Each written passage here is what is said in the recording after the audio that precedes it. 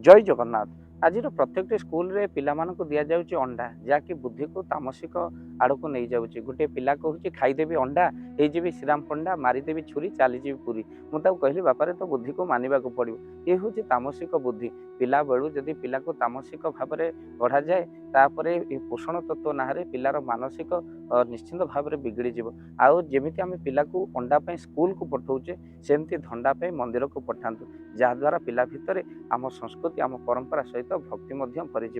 आउ गोटे कथा आपण मानक कहबी आज पिला जो पाठ पढ़ुं से अमेरिका रे आफ्रिका रे जापान रे रे आपण मैंने पर कांधरे ही मशाणी को जी। तेणु पिला केवल पाठ पढ़ा नुहे पिला संस्कारित करंतु।